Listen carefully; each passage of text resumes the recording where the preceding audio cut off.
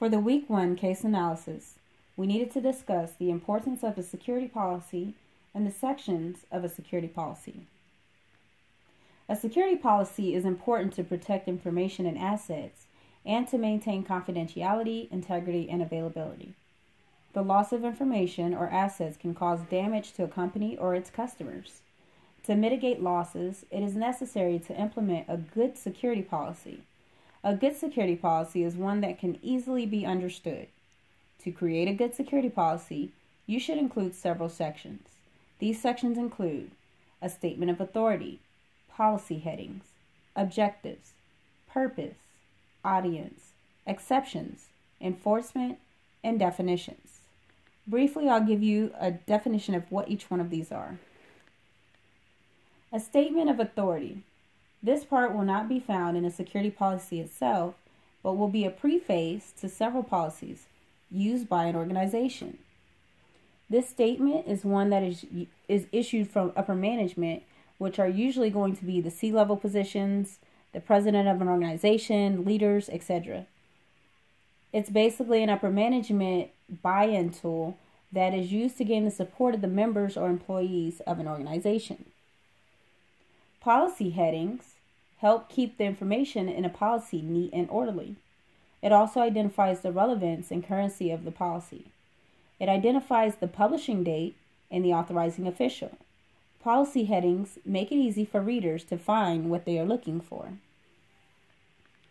Objectives. These explain what the goal of the policy is. Would the goal be to make sure everyone is doing X, Y, and Z, or would the goal be to protect company information?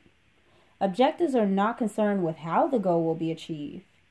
Objectives are only interested in the end result. This is the what, not the why or the how. To protect company information is the goal in this question. Purpose. When you think of purpose, you wonder what is the purpose of something. That's it.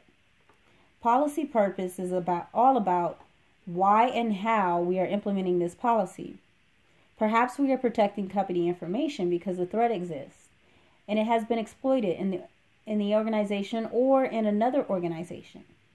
To do this, we require all members of the company to complete information assurance training prior to being granted access to a system. This gives you the why and the how. Audience.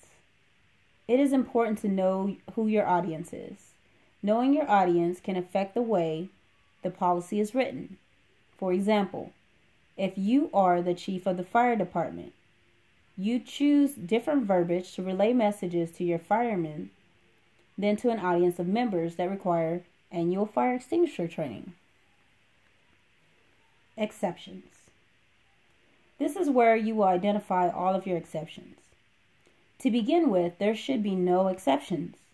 However, you can't always be 100% free of exceptions. This is why exceptions exist. There should be a set approval method to authorize exceptions to policy and should include upper management as an approving authority. This will help ensure that the exceptions to policy are minimal. Enforcement. This is a very important section of the policy because this section is where you will begin to hold parties responsible for violating company policy. This is where members begin to take security seriously if the enforcement clauses are properly carried out and for offending members. Definitions.